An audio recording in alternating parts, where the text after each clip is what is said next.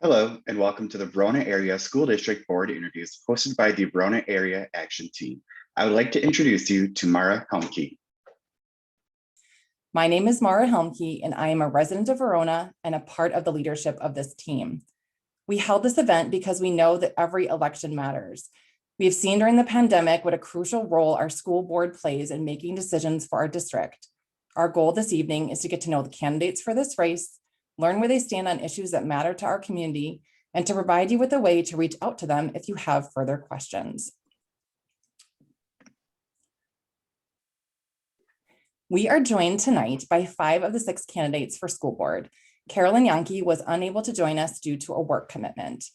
There are 3 at-large seats available in this election and 1 seat available for portion 1 outside cities. Tonight's event will cover questions submitted by the community. Because we have a limited time, we are not able to offer interactive Q&A. If you do have follow-up questions or need clarification on the things you learned tonight, we do encourage you to reach out to the candidates directly using the information provided on the slides. In addition, this presentation will be available on our YouTube page at youtube.veronaactionteam.org. In the format tonight, each candidate will have a 15-minute window to answer questions. There will be opening remarks, 4 questions, and closing remarks. Candidates will all be asked the same questions. So joining us first is Yanna Williams. Thank you for joining us this evening.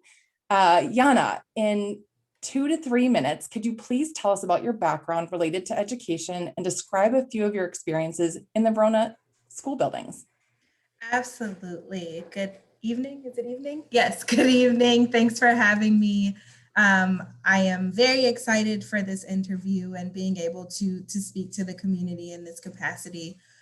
So as you mentioned, my name is Yanna Williams. I am a programming coordinator actually for Madison Metropolitan School District. There in Madison, I oversee alternative secondary programs for our students in MMSD. And basically with the work that I do, it's any students who are struggling to any capacity or something about the comprehensive high school environment is just not working for that student. We have programs for that student to go into. So I do that full time. I also run a mentoring organization called Dear Diary. It's a mentoring organization for Black and Brown girls in the community. And we specialize in offering mentorship to high school girls as well as girls impacted by incarceration themselves. And I support that work as well. Prior to that, I was a faculty associate in the dairy science department at UW-Madison. I received my master's degree from there and shortly thereafter transitioned into some employment with them. I was doing some, at first I was their dairy youth specialist. So I ran youth programs throughout the state that were centered on dairy. So like FFA, 4-H, et cetera. And then I transitioned into teaching. I really enjoyed teaching. One of the things for me is I really wanted to be in high school teaching, but I didn't have a teacher certification. So I was like, okay, well, I only want to teach freshmen because that's as close to high school as I'm going to get. And so at Madison, I did teach freshmen. I taught intro to animal science. I typically had about 100 to 120 students, and just really helping facilitate that transition between high school and college, because it can be a difficult transition, especially coming from a small high school to a big school like UW-Madison. I've done quite a bit in education. I've run historically Black college fairs in Dane County. I had done that for the last 4 years. I didn't do it last year just because of the pandemic and trying to coordinate things, and people had gotten creative and started hosting those virtually. And so I had done those for the last 4 years, and really just allowing students from all over the county to come in and learn about these schools that aren't readily accessible for our students. Many historically Black institutions are in the South. So a lot of our students here don't get a chance to see those. And so this was their opportunity to be able to do that. So, I continue to immerse myself in education. I continue to immerse myself in K-12. I have friends in different school districts, and just whatever I can do to get into school spaces, I do that. Wonderful. Okay, the first question is, state and federal laws impact a school district in many different ways, from funding to curriculum design to offerings for students. So how will you consider federal and state laws when you participate in decision-making about budgets and scheduling options for students? So you have 2 minutes for this question. Yeah, absolutely. And this is tricky, right? Because the important piece of this is, one, we don't want to break the law, right? Like we don't want anybody to be in trouble for breaking the law, but we also want to be sure that the things that we're doing are positively impacting our students. You know, we continue to preach our mission that all of our students will be successful and they have to be successful. So it's important for us to, one, keep up with the laws. What are the laws? What are the laws that we need to follow? And then figure out how can we fit those things into best practices within our schools. And sometimes it comes down to, we need to have discussions, federally and state discussions with our lawmakers that this is not going to work, right? Because you can put a law or policy or something into place, and then the implementation of it, you find out that's actually not that great of a law, right? And so it's important for us to work collectively with our lawmakers when they're making those decisions and making those laws, but also making sure that we are doing what we need to do within our school districts to follow those laws and implement the best education that we can for our students and our teachers or whoever the laws are about. Great, thank you.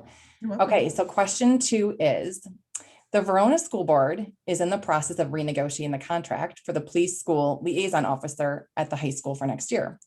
What role do you believe the police school liaison officer should play at the school?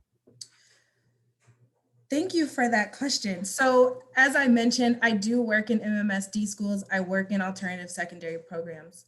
I also oversee all of our programs at our metro sites. So I oversee programs at the detention center in Dane County, the jail in Dane County, as well as the shelter in Dane County. And so I see how our students are impacted by incarceration. I see the impacts of the school to prison pipeline. I also know the importance of us working collectively with law enforcement. I run a mentoring organization where I help girls who are transitioning out of incarceration to any capacity. And I work very closely with the police in doing that because I think it's important for us to work collaboratively. I also think that it's important for us to remember that we have to dismantle that school to prison pipeline. So what does that look like, right? What does it look like for us to work collaboratively, but also what does it look like for us to dismantle the reality of many of our students of color are going into the justice system at alarming rates. And, you know, I think that Verona has done an excellent job with hiring Corey Saffo. He was a police officer in the schools. He was a police officer on patrol, you know, and I really trust that he understands and can lead our district in the safety and security of our buildings. But I also think that whether we have an officer in our schools or not, we still need to work collaboratively with them because they're still protecting our communities. And so as we continue to discuss this contract, you know, there were some things in the contract that I really wanted us to agree upon, such as, you know, they're going to wear regular clothes. And so some of those things, or restorative justice trainings and different things of that nature, I would love to see those things added back into the contract. Right now, they have been deleted out of the contract. So those will be some things that I will look at before deciding, yes, we'll move forward with that contract. And if we decide that we don't want to, how do we still work collaboratively as you protect our communities? Wonderful, thank you. You're welcome. Question 3 is, a new superintendent will be leading the Verona School District next year. With this will come a change in style of leadership and how the administration acts with the board and school staff. So as a board member, what kinds of administrative models for school districts do you support? You have 2 minutes. Absolutely. You know, as a board member, as well as somebody who works in a different school district, I understand how the impacts from us trickle down from us, right? So I've seen like they make decisions at the school board level with MMSD, and then how does that impact the work that I do as an employee of MMSD? And so as I'm navigating that as a board member in Verona, I am always like, how is this going to impact a person who was like me working for the school district? And so I think it's important for us to have culturally relative practices. We have to make sure that we are incorporating the cultures of our students in the work that we're doing. I think it's also important for district office to work collaboratively with the people who are doing the work, right? I don't feel that we as a school board should say, this is how you're going to do everything. We need to work with them because they're in it every single day.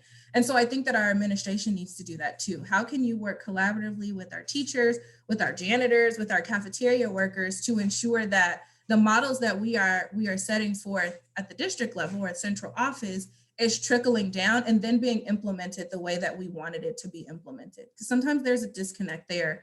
I am excited to see what our new superintendent is going to do. I was on the hiring committee with the team, so I was able to join in the search and hiring of Tremaine. I look forward to seeing what he's going to do and how he's going to lead our district and how we can even work collaboratively with him as a board, to implement our strategic plan. Like we have an opportunity to implement that as well as recover really well from COVID if we're all working together. So I believe in a collaborative model. Like I think we need to all just work together, be collaborative. That doesn't always mean we're going to agree, but that's okay too, because that's good that we're not always agreeing. That's going to push us forward in the direction we want to move in. Wonderful. Thank you.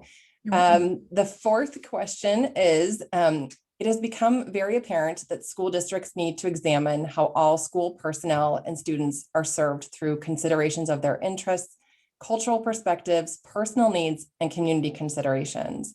What do you believe the school board's role is in promoting diversity, inclusion, equity, and access for students, staff, and administration? That must be our absolute top priority. Oftentimes people mention diversity, inclusion, equity, and access, and it's like the kids of color or people of color. And that's not always true, right? It's important for us to also talk about what does diversity look like for our majority students too? What does inclusion look like for our majority students as well? And as we bring all of our students together to learn about each other, we not only have better schools, but we have better communities. Because they're eventually going to go out into the community, they're going to get jobs, they're going to be bosses, they're going to be employees.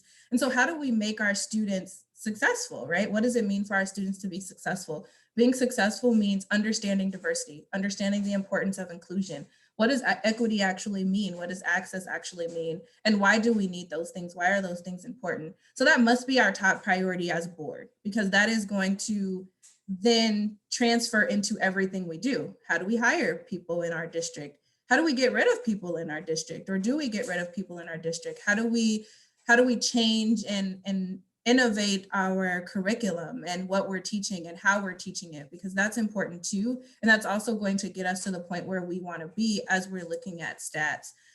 We had 2 CIA meetings, curriculum and instruction meetings over the last 2 weeks. And we've seen some alarming data in our school districts. And some of the things that we thought we were doing that were working really well just aren't. And so it's important for us as a board to say, let's stop. Let's figure out what's happening and what it is we need to do to get to where we really want to be. Where are we putting our funding, right? That's another thing that is impacted by our diversity, inclusion, and equity practices. Where does our money go?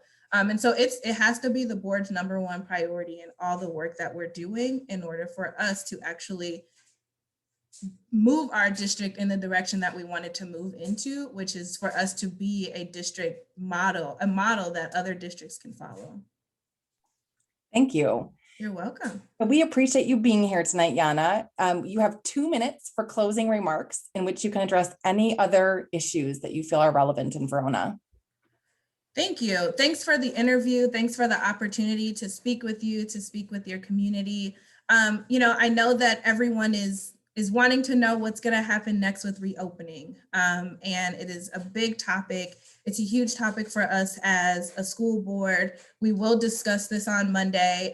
If people are available to be there on Monday, I ask that you be there to be a part of that conversation. One of the things that I really want us to do is I would love to see full in person, as long as it is safe for our kids, our teachers, and our communities. I would love to see that. In addition to that, I also want to see a very successful virtual program. Everybody is not going to be comfortable with coming back in person. And to be completely honest, that was not always the best mode of education for some of our students. There are some students in our district that are doing very well virtually, and they weren't doing well in person. So I really want us to focus on how can we get our students back in person and doing well in person. How do we also get our students doing well virtually if that is the mode of education that they want to move forward in? And so anybody who is available on Monday to listen in on that conversation. If you want to give the board remarks about how you feel about that, we would love to see and hear that as I move forward in my campaign. My big thing really is, how do we recover from COVID? How does our school district recover from COVID? That is very important. I got on the board for the opportunity for us to navigate change. We can do so much change that can positively impact our school district. And I've been doing that since I've been on the board in September. And I plan to continue doing that if back on the board following the election. So if anybody has questions for me, my email is there. Feel free to email me. I am more than happy to talk to you. I answer phone calls and emails myself, so nobody's sifting through my stuff for me. But thanks again for the opportunity. And I look forward to continuing as one of your school board members. Thank you.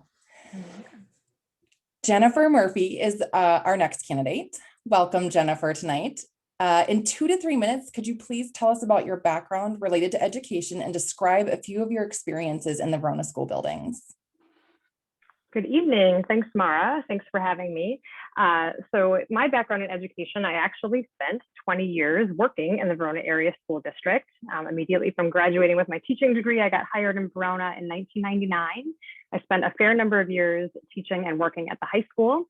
I spent a number of years working at Savannah Oaks Middle School as a math teacher and as a math resource support teacher.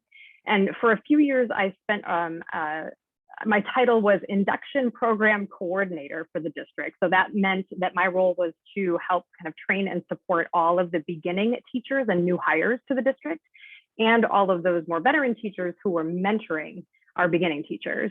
So it was through that role in particular that I gained a lot of experience working with administration, with district leadership, with staff in buildings all over the district, and really got a broad view of sort of all of our levels and all of the work happening around the district. I moved to the district right before my 3rd grade daughter was born, and she is currently attending Stoner Prairie Elementary School.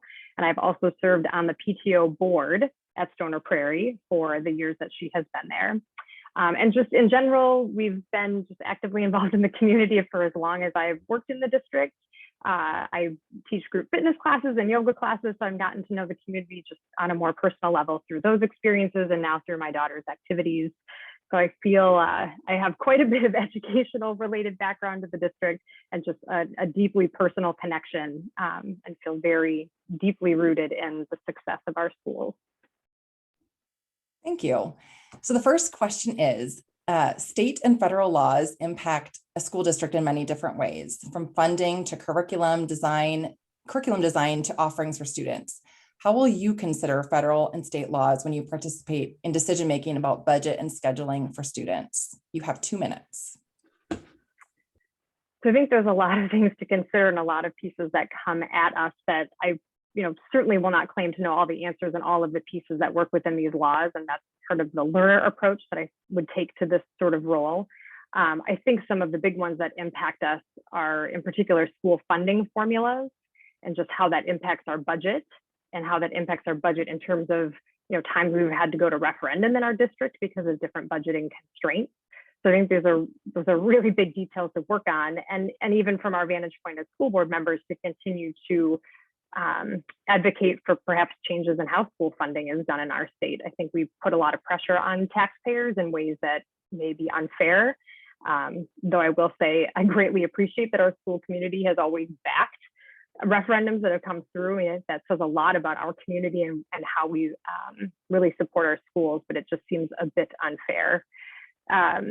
Other pieces with just budgeting, I think it's important for us to think about how voucher programs impact our schools and impact our budget, just sort of the double dipping that happens when students maybe leave our district and how the money shifts away from our district and how that's replaced really through taxpayer funds again.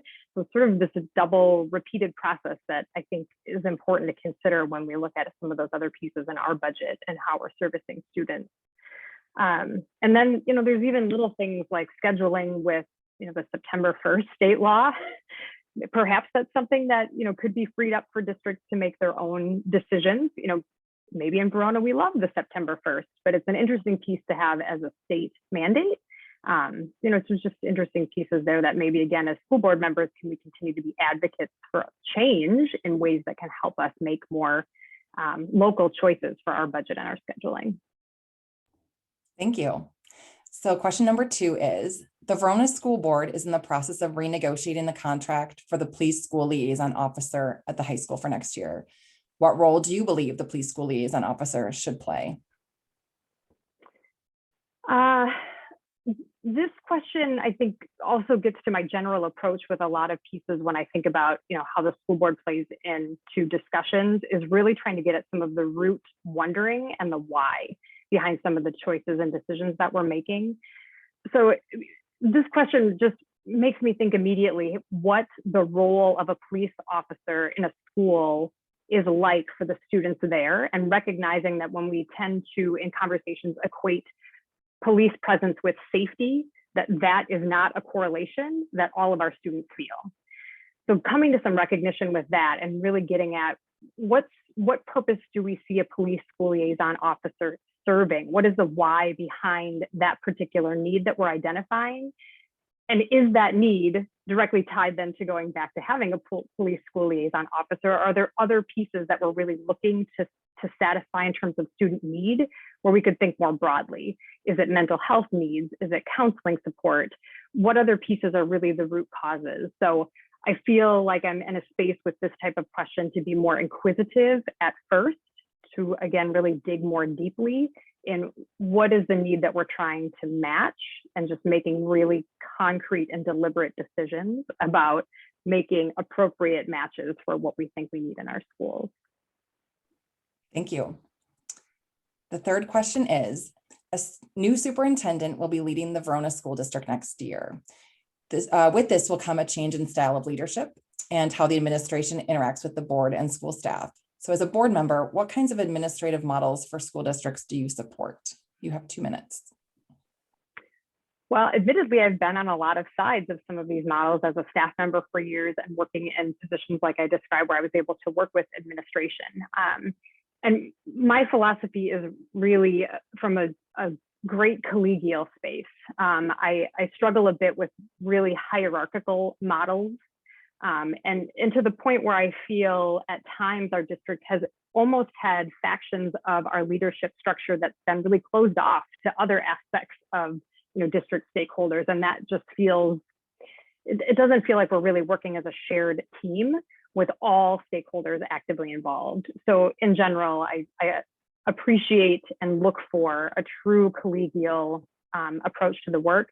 And speaking from a school board member, there's nothing to say that those of us coming to the school board need to be educational experts. And that is not the frame that I want to bring to the school board, despite my background. We have hired amazing staff in the district because they are the educational experts. So we should be working collectively and sharing all of that expertise as much as possible when making really big decisions. Another interesting side note, we do have a district that's quite large, reasonably speaking, but we've greatly increased the rate of FTE at the administrative level at a much higher proportion than we have at the teacher level over the past number of years. And I think that's just a place to give some pause, to just think about, how our hiring models and admin models, how does that really get to the ground level to support students? So just being aware, I think, of how we're structuring at an admin level and what impact that perhaps has then on allocations for teacher FTE. Thank you. The last question is, it has become very apparent that school districts need to examine how all school personnel and students are served through consideration of their interests, cultural perspectives, personal needs, and community considerations. What do you believe the school board's role is in promoting diversity, inclusion, equity, and access for students, staff, and administration? Well, our district mission is all students must be successful. And I appreciate that in the way that that statement is written, that the must is underlined, but I would argue that the all could be also in bold or underlined.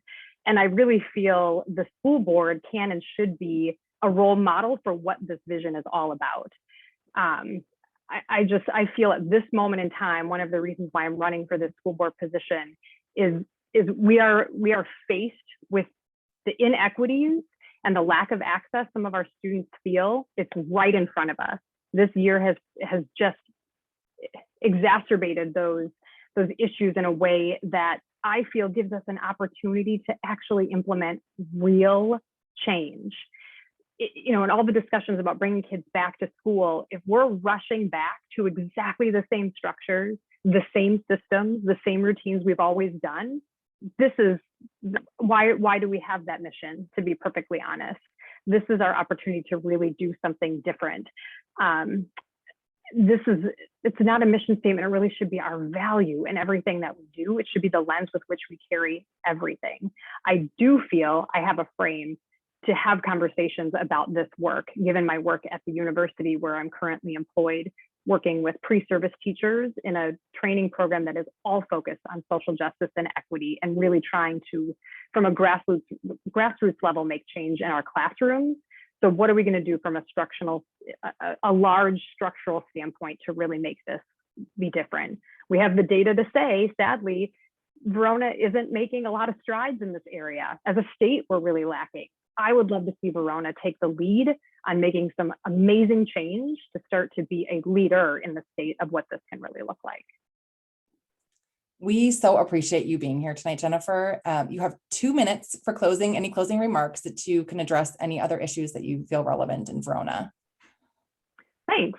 I think the only other big piece that came to my mind that I'd like to just put some voice to is hiring and just staff in the district. We've had a lot of turnover in the last 5 years, to a level of turnover that we've really, in my 20 years of working in the district, we've never seen. If we're going to put some of these mission statements into practice, we need to really think about how are we recruiting and how are we retaining the best educators we possibly can that are coming to this work with a social justice and equity frame that we need to move our vision forward. We've historically been a really great place to work, but I think we have to take that with a little bit more gusto and ownership, and not just sort of ride the coattails of the traditions that we've had of being a great school. We need to be very active about thinking about how we're hiring and retaining quality teaching staff.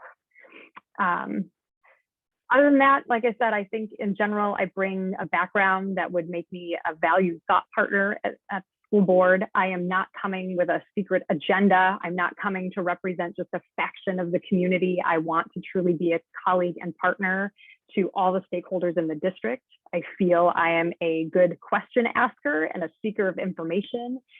That those personal traits that I've proven in the district with people still working in the district, I think just speak to my overall integrity that I would bring to this role. Thank you again.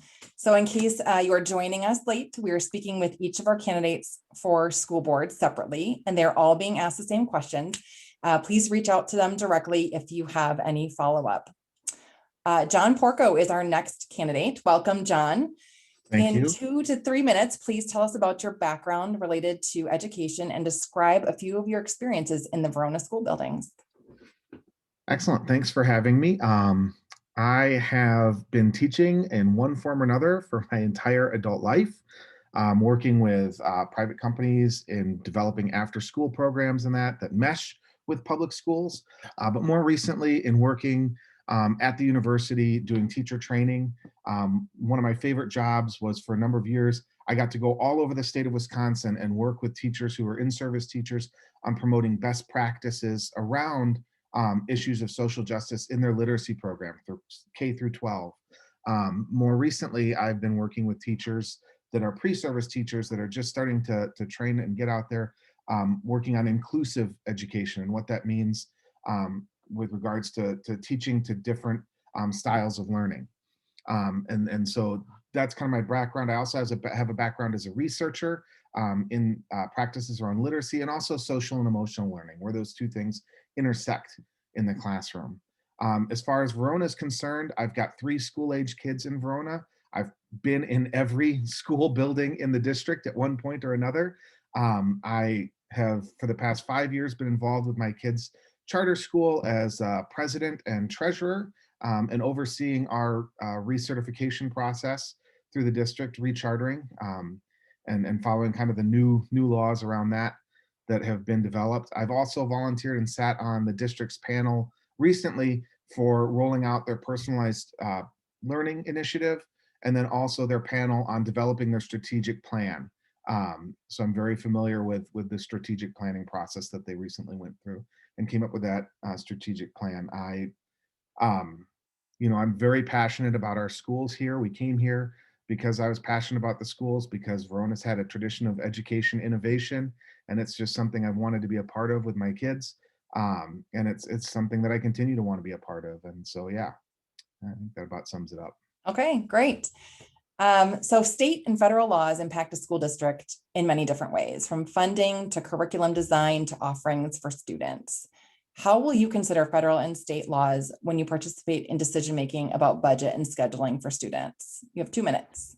So the state and federal laws are really the framework that we have to operate within.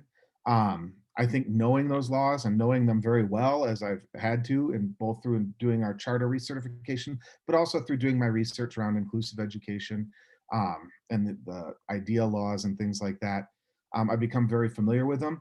But as far as it relates to being on the school board, what we really need is we need school board members who can look at those laws and have the creative ability to look for flexibility where it's allowed, so that we can develop things. For example, Verona has sought and received the designation of a district of innovation with the Department of Instruction in Wisconsin. That gives them the ability to ask to be exempted from certain things. And that's how they were able to carry on with Explorations Academy when it decertified as a charter, because they had to exempt from a number of state statutes and regulations in order to be able to continue offer similar programming to what was EA as a charter school. So having used that process before, that gives us the ability to say, hey, we want to continue this tradition of innovation. We want to develop some programs as a school board. We want to push against some of these laws that can be so confining, and we have a mechanism for doing that. So understanding what those mechanisms are is something I think I can bring to the table, so that we have school board members who are actually pushing a little bit and advocating a little bit for our students to get creative opportunities that they might not otherwise have. And then as far as like funding was talked about earlier, there's some real restrictive funding laws that have been passed over the past decade. I think being able to creatively look at our financing and how we allocate resources while still advocating for some things that way. And then scheduling, also to just address the question here, we need to find flexibility with scheduling. The pandemic over the past year has shown us that we can't be so attached to instructional minutes and things like that are so confining to our teachers. Thank you. The Verona School Board is in the process of renegotiating the contract for the police school liaison officer at the high school for next school year. What role do you believe the police school liaison officer should play at the school? So this is a big question for a couple minutes, but let's jump right in. I think what was said previously is spot on. This has to be a part of we have to look at the role that the police would play in our schools as everything else. It has to benefit our students, all of our students. So just like what Jen was saying about how not everybody thinks of safety in the same way, we need to consider that. That's one of the reasons that we were talking about, like, well, is there plain clothes that was taken out? That should definitely be put back in. The notion that there should be some sort of restorative component should definitely be a part of that relationship, because for a police officer to be in our school, it should be an outgrowth of a behavior education plan that's developing from throughout school age, from kindergarten up through second or 12th grade. And the police have a role to play, but we're not inviting in the full weight and force of the American judicial system into our schools. We're bringing people in that can help teach and help mentor and can be there for our kids' successes, so that they can learn as well, that all these kids have the potential to be great, and they're not just seeing kids when there's a problem or something like that. So the fundamental nature of that relationship has to be built around education, that this is an educational component and not just a safety component.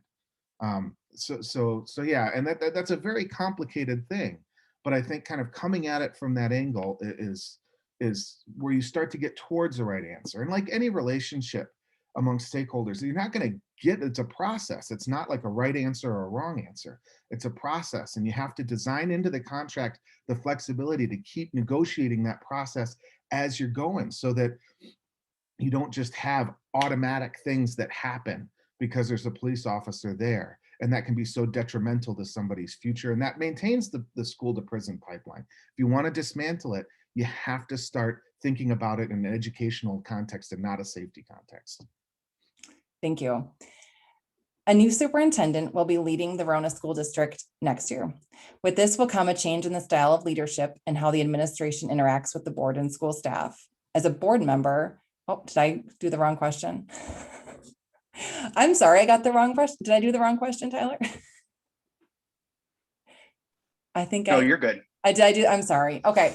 So how the administration interacts with the board and school staff. As a board member, what kinds of administrative models for school districts do you support? I'm sorry. You have 2 minutes.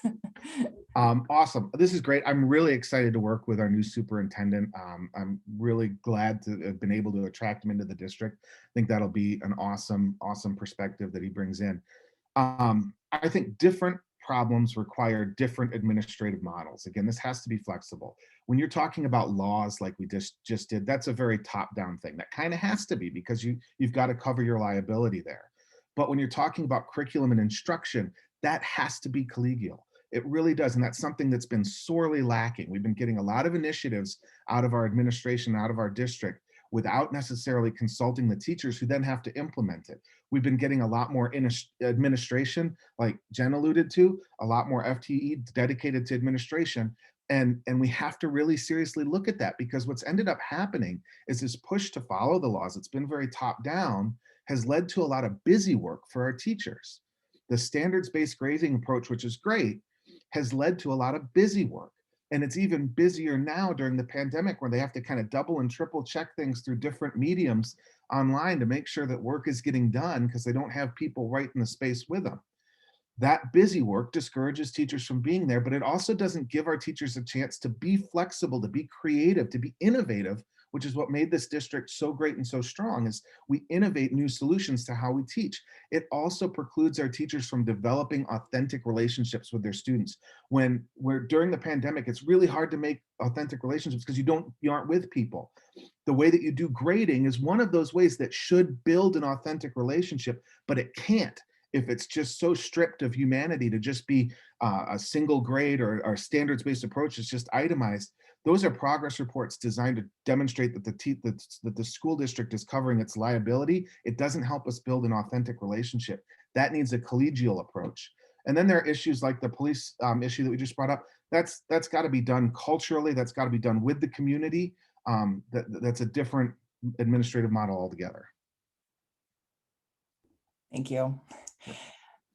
It has become very apparent that the school district needs to examine how all school personnel and students are served through consideration of their interests, cultural perspectives, personal needs, and community considerations. What do you believe the school board's role is in promoting diversity, inclusion, equity, and access for the students, staff, and administration? So this is, I think, like everybody said, this is a very important thing because of two reasons that I don't necessarily know have come up. First of all, Verona is a very unique place. It has parts of it that are very much like Madison, that are even actually parts of Madison almost, but it also has parts that are very rural in character, and it has a tremendous diversity. When I was sitting on the strategic planning committee, that was something that amazed me, that there was almost more diversity than you would find necessarily in a Madison. And like Kalyana said, it's not just about students of color or majority students. It's about different ways of thinking. It's about all these different kinds of diversity. And the more you include those kinds of diversity, the better ideas you get. And we got some pretty good ideas into that strategic plan. The question is, are we going to build policy that lives up to that? Are we going to take that strategic plan with some of its really good ideas about authentic relationship, about culturally responsive teaching and practices, about the equitable allocation of resources? Are we going to live up to that? Because these words that appear on the screen, inclusion, access, those are ways of being. They're not just something that you do.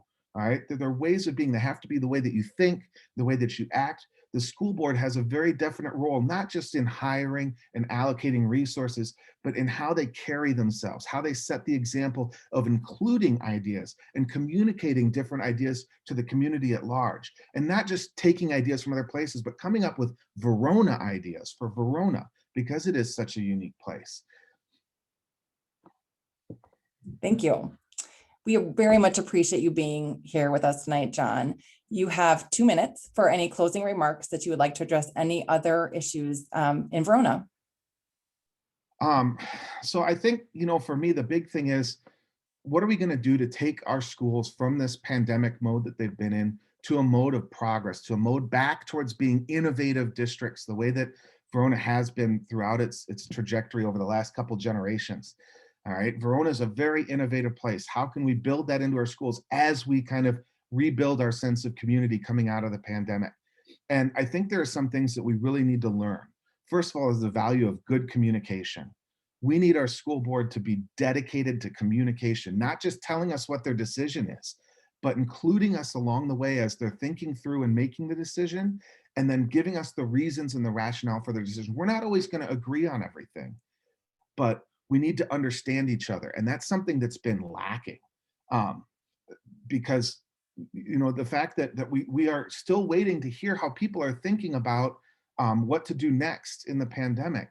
We're adults, and you can say, hey, we're still working on this. It's a very complicated logistical process, but we haven't seen that communication. We got emails every other week, it seemed like, about passing the referendum. That was great communication. That's probably one of the reasons the referendum passed. We need to have that same commitment to communication when it's not about asking for money, but when it's about how we're going to manage people and their lives. And that's part of a general shift. We need to move away from investing in buildings. We've done a phenomenal job in investing in our facilities. Now we need to invest in people.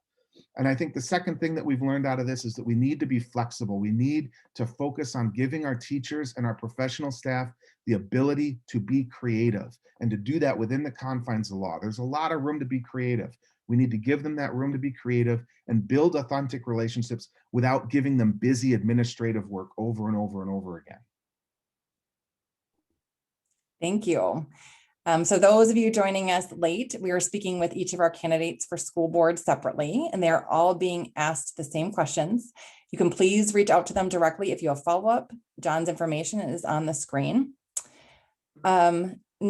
Nicole has not joined us yet. So we are going to take a break and see if she joins us in a little bit. So yeah, if you want to go get something to drink, go to the bathroom and come back, that would be great. We will start up with her as soon as she joins. Thank you.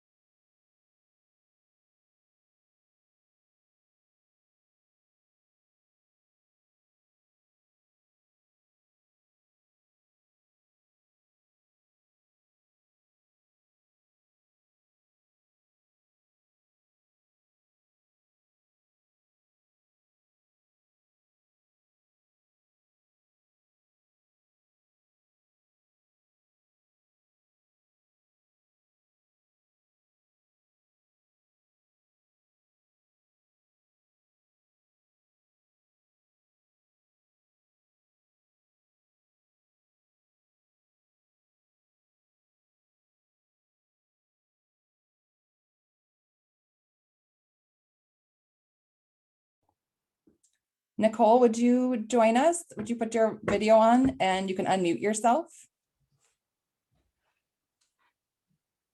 Hello, welcome. Nicole Vafadari, you can correct me if I'm wrong, is the next candidate. So welcome, Nicole. In 2 or 3 minutes, could you please tell us about your background related to education and describe a few of your experiences in the Verona School District? Absolutely. So thank you so much for having me. I appreciate everyone's time. My name is Nicole Vafadari, and I am running for the member at large seat on the school board.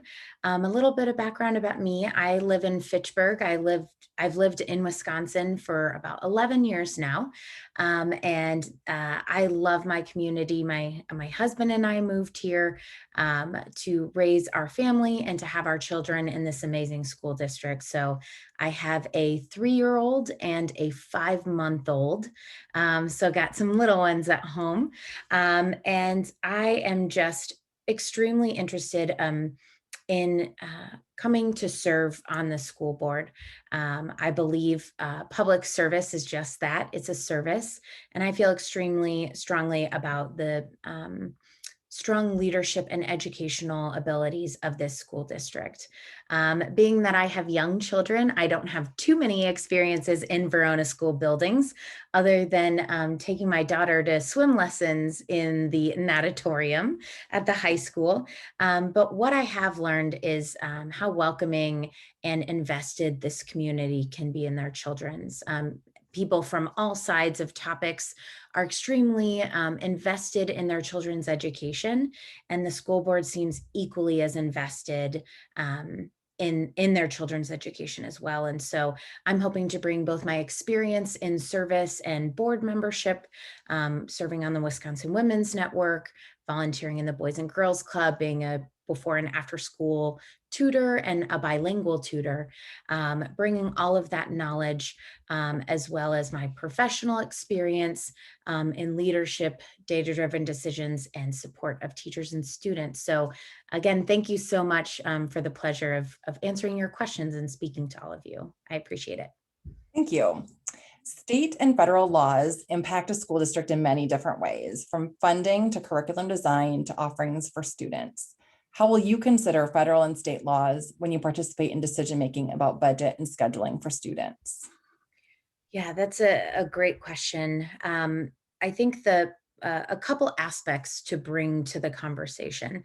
I think the first one, serving on the Wisconsin Women's Network board, it was very clear that when receiving grants or funding, you need to make sure those specific funds are allocated and used for the things that they were given to you for, that they are appropriately used, and that you are able to attain those funds the following year, and you're kind of following the letter of the law. So I think the first thing to bring is a very judicious understanding of what is required by law for specific title funding and things like that. I think the other thing to really be mindful of is looking at budgets and considering how budgetary decisions affect all students. One of the things I feel very strongly about is the VASD's mission of personal learning journeys, and having people in my life who are at varying levels of kind of educational abilities. It's very important to me to ensure that any budgetary decisions I make don't disproportionately disadvantage any particular group of students at our school. And also that they are very specific to problems that are being faced in the classroom. So I'm extremely encouraged to see the governor's proposed budget reinforcing investment in schools and mental health, special education, and really upping that per student funding in capita. So I'm very hopeful that that will continue in our investment in our children and education. Thank you. The Verona School Board is in the process of renegotiating the contract for the police school liaison officer at the high school for next year. What role do you believe the police school liaison officer, as contracted with the Verona Police, should play in the school? Yeah, that's a great question. And having a positive experience with police officers myself, having a police officer in my family, it's important to me to also consider the students in the schools. This isn't about me. This is about How do students feel and staff and teachers feel about having police officers in schools? And so while I absolutely respect men and women who are serving our community in a first responder manner, especially now during the pandemic, it's become ever clear. I do not personally believe that a strong presence at the high school particularly serves all of the students quite well. I believe there are better ways to establish positive relationships with law enforcement and the community, other than having police officers in schools. It just doesn't seem like something that serves all of the student body. And I would bring an openness to the board negotiations, but I would really bring a very scrutinous eye to really asking those tough questions of what role the liaison officers play and if it serves all of our students in making a safe space. Thank you. A new superintendent will be leading the Verona School District next school year. With this will come a change in style of leadership and how the administration interacts with the board and school staff. As a board member, what kinds of administrative models for school districts do you support? Yeah, when looking at leadership models, it's very important to me. I play a leadership role in my professional life. I lead a team of developers, a team of leaders, managers, project managers, business analysts, people with all different types of backgrounds. And so looking at these models here, I think some other models that I've previously looked at, I kind of personally subscribe to a mix of service-oriented leadership and transformational leadership. So looking at this, I think teacher initiated, but also kind of this cultural or partnership model for the transformational piece. You know, back at my days working at Epic, I had to design software systems for surgeons. I was not myself a surgeon. And so understanding their workflow, understanding how they care for their patients was critical in making sure I was designing the best experience possible. And I believe that very similarly for teachers, it's critical. They are the closest to the students and they understand what students need and how they can best achieve their learning goals. The other thing I feel extremely strongly about is in order to be in public service, you have to do that. You have to serve. And that means kind of getting your own ego out of the way and rolling up your sleeves and finding out what can I do to be the most effective? And in some ways it might be taking a very consultative role and very leadership oriented. Some ways it might be going into schools and seeing what the learning environments are like, or just listening. So that's my personal take on how I feel like the school board can best partner with teachers, staff, and students in continuing to improve our schools. Thank you. It has become very apparent that school districts need to examine how all school personnel and students are served through consideration of their interests, cultural perspectives, personal needs, and community considerations. What is the school board's role in promoting diversity, inclusion, equity, and access for students, staff, and administration? I think the school board plays a huge role in this. And I think it's really important if you look at all of our students across elementary, middle, and high school. Intersectionality is a huge part of who they are. I know growing up as a daughter of an Iranian immigrant, my experience as a student and a member of my school or collective was very different. And it was something that at times was a little bit of a struggle. And so I believe that the school board should not only set the tone, but again, should be making sure that the appropriate amount of funding is equitably distributed, as well as ensuring that any type of new funding that comes up that focuses on continuing improvements needs to look at whether or not this also brings us closer to closing the achievement gap. I think our diverse student base is an asset and a strength. And I think that needs to be celebrated. And the school board is kind of that outside perspective looking in that can constantly come back and make sure that that's being honored and respected and really championed throughout our schools and students. Thank you. Well, we really appreciate you being here tonight, Nicole. You have 2 minutes to make closing remarks in which you can address any other issues that are current in Verona. Yeah, thank you. I really appreciate the time and the opportunity to meet with all of you. And although I would super appreciate your vote, I also respect your choice in a slate of really fantastic candidates. I'm honored to be running with a bunch of amazing people. I do believe that I can serve you to the best of my abilities. Because I'm here to listen and I'm here to bring a mix of experience, but also understanding that I don't know everything. My kids aren't your kids. My experience is not your experience. And we will do best when we open our ears and understand that and try and bring a broader perspective and really represent and serve the community. And that's why I hope I can get your vote on April 6th. Thank you so much.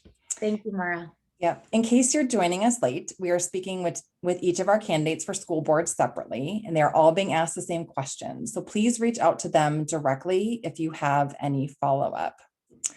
Our final candidate of this evening is Meredith Stier-Christensen. Welcome, Meredith. Hi, thank you for having me tonight. Yes, and so in about 2 to 3 minutes, if you could please tell us about your background related to education and describe a few of your experiences in the Verona school buildings. Absolutely. I'm still trying to get my Zoom volume to work, so thank you. I moved to Verona in about, I think it was 2001. Before moving here, I was a teacher in Indianapolis, and I moved here and was an aide over at Country View before my son was born. I have one son that has gone through Verona school since kindergarten. He's now in high school, which seems like an impossibility. The time has flown so very quickly. I have volunteered in the schools. I was on site council when he was at Savannah Oaks, and I've been on the school board then since 2016. While I've been on the school board, I've been the vice president since 2017 and have been on the curriculum, instruction, and assessment committees, as well as the personnel and policy committee. And then I was the chair of the recent superintendent search committee, which was a very exciting process for the board and with a fantastic outcome for our district. So that is it in a nutshell about my background. Great, thank you. State and federal laws impact a school district in many different ways, from funding to curriculum design to offerings for students. How will you consider federal and state laws when you participate in decision-making about budget and scheduling for students? Well, the two different, so the budgeting is, school funding budget is incredibly complicated and it is very nuanced. I am not a numbers person, and that is why I'm so thrilled that we have fantastic administrators who can walk us through our budget, because ultimately as a school board, our job is to make sure that our budget expresses our values as a district through how we allocate our dollars. When we come to the state laws about funding, Wisconsin has a really tricky school budgeting process, but nonetheless that sets our parameters for how we can creatively work within those parameters to best serve our students. Now, the scheduling issue is an interesting one, especially since that's just come up with Governor Evers about possibly having some flexibility with a start date. I think that there is an interesting argument to be made that there's a lot of good reasons to have that flexibility for each individual school district when it comes to scheduling. I know that there's not necessarily one right or wrong answer, but especially when you're looking at maybe the high school classes who have advanced placement scheduling that they have to address. Some are very challenging for working families as well. Having some flexibility where we could handle scheduling on a district level rather than a state level that's mandated with a September start would be something I would like to see. But then again, these are all things that kind of put our parameters. How do we function? They're the box that we work in, and we try to be creative within the box and be creative in ways working around that as well. Thank you. The Verona School Board is in the process of renegotiating the contract for the police school liaison officer at the high school for next year. Yes. What role do you believe the police school liaison officer should play at the school? Oh, my first thing is, what are we trying to solve? What is the purpose of having a police school liaison officer?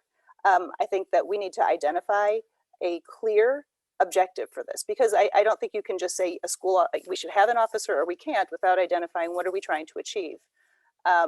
There's some excellent national resources that discuss this, the role of a PSLO officer as being a triad model of teacher, mentor, and then a law enforcement officer. And that's somebody that is distinctly removed from any disciplinary action.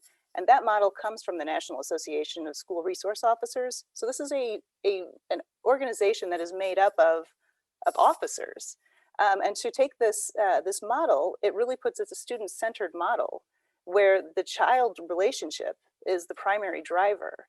So if this is something that, you know, is possible in the school, I think that would be something that we would want to look at. I think schools that have officers in them, I don't know that there's a right or wrong answer to that. It is dependent on what's the model that you're using and how effective that is to achieving the goals. The goal can't be student discipline. That's not what an officer is in a school for. We don't ever want to criminalize student behavior, but building relationships, working towards deterrence through relationships, that's a fantastic goal. We also want to make sure that the program isn't having unintended consequences that are overshadowing any benefits that they possibly could glean. We've had an excellent resource officer in our schools in the past, but moving forward, we really want to make sure that we're putting students at the front. Restorative practices have to be part of that. We absolutely have to make sure that this is not a disciplinary action, but a building our students up. Thank you. Absolutely. Well, as you know, there's a new superintendent coming next year. With this will come change in style of leadership and how the administration interacts with the board. As a board member, what kind of administrative models for the school district do you support? Oh boy, this is one that each different board and superintendent is going to have a different relationship. And even as different people come on the board and step off the board, that relationship will change because of personalities. Overall, a board is there to kind of be the legislative body, whereas the superintendent is the executive body. They deal with the operations, we deal with the policies, and working together, we need to have a unified vision for what we want for our district. Our strategic plan is the start of that. That outlines our goals and our values as a community, and that came together through amazing input from so many different people in our community and stakeholder involvement. So that's our framework. And then working with our superintendent, we want to make sure that that framework is now being put into practice through prioritization that works together with the board and superintendent combined. But we also intentionally, when we were seeking out a superintendent and using the input that we had from our stakeholders, we really are looking for a superintendent who has strong leadership skills, but also a very collaborative approach to leadership style. And so we were in so clearly that's what we value and that's what our community values, strong communication, collaboration. Being a Verona area school district, we have divisions that are geographic within our district that we really need to work towards bridging. We have some language divisions that we really need to work towards bridging. So we need and we have an excellent superintendent in Dr. Gorell, but this is, Dr. Clarity is a very collaborative worker who I believe will help bring these divisions more together and in alignment with our strategic plan. Thank you. It has become very apparent in the school districts that we need to examine how all school personnel and students are served through consideration of their interests, the cultural perspectives, personal needs, and community considerations. What do you believe the school board's role is in promoting diversity, inclusion, equity, and access for students, staff, and administration? Well, I believe that first having our strategic plan was a huge component of that, having a clear articulation of our goals, our priorities, our values, in the form of our strategic plan that again came from such a wide variety of stakeholders is the board's job to help bring that together as our roadmap for our district. Our budget, as not exciting as a budget can be, but our budget is also the values of our district expressed in dollars. So the school board is in charge of budgeting and approving allocations. We have to ensure that our allocations are going to our key initiatives, our key goals that are articulated in our strategic plan. If we aren't prioritizing dollars towards, if we aren't, first of all, equitably allocating our dollars, we aren't living up to our strategic plan. And that's the board's job then to hold that accountability in place. If we are not promoting the values that we've set forward in our strategic plan, the school board has the responsibility to accountability for that. The school board also has to model it. And if we aren't taking the time to do the work and to prioritize the things that our community has so clearly laid out as their priorities, then maybe we aren't doing the right work. And I think that's something that we also, as a school board, everybody has to stop and do the self-reflection of, are we on track? Are we continuing to work towards the same goals? And I think that's something that the self-reflection is part of this. And that's part of the continuous improvement that we also have in our district at all levels. The board also has to continue to engage in that. Great. We really appreciate you being here tonight, Meredith. You have 2 minutes for any closing remarks to talk about any other issues that you want to talk to they're happening in Verona. Well, again, thank you for having me tonight. I really appreciate it. Today's been one of those days where it's a little bit of slice of life of, a board member, where you start running at about 7 in the morning for meetings. You're trying to work, do family, do school board, and then at the end of the night, you feel like you're sliding into home. And so I just want to say thank you to everybody who is running and stepping up to put their name in the hat at this time. This is a tough time, and this is a really challenging time for our community. It's a challenging time for our staff. It's an extremely challenging time for our students.